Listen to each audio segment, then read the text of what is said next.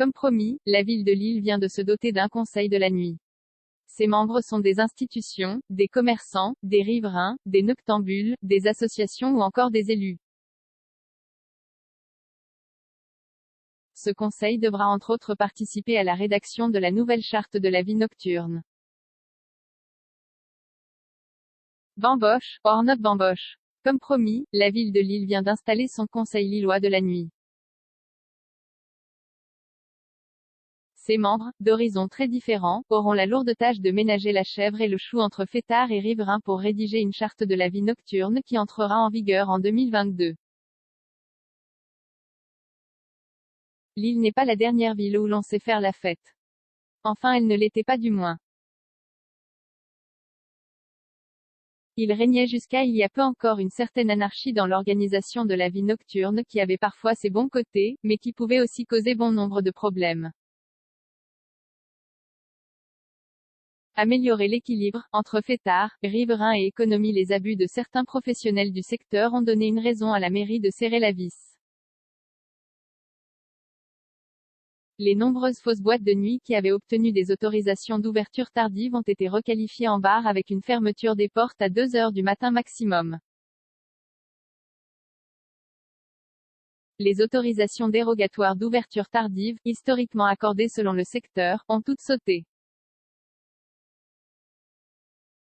Depuis juin dernier, la règle est la même pour tous, 1 heure en semaine, 2 heures le week-end et des terrasses fermées 2 heures avant la salle.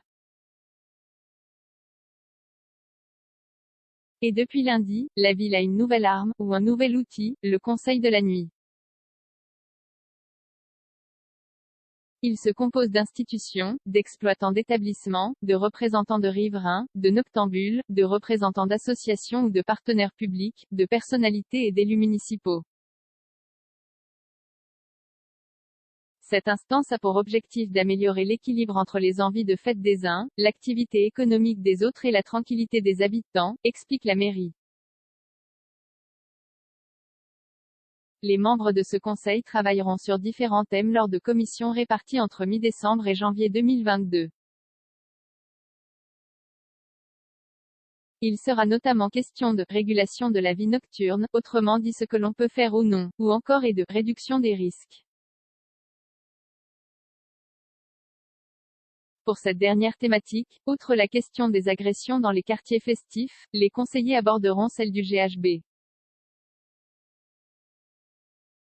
À ce propos, d'ailleurs, la ville a commandé 2000 protège-verres qui seront distribués gratuitement dans les bars et discothèques. Autre tâche du conseil, et pas des moindres, ses membres participeront à la rédaction de la nouvelle charte de la vie nocturne. Horaires étendus, réduits, fermeture des terrasses alignées sur la salle? Les réponses tomberont courant 2022. 9 commentaires, 30 partages, partagés sur Messenger, partagés sur Facebook, partagés sur Twitter, partagés sur Flipboard, partagés sur Pinterest, partagés sur LinkedIn, envoyés par mail, sauvegarder une faute? Imprimé.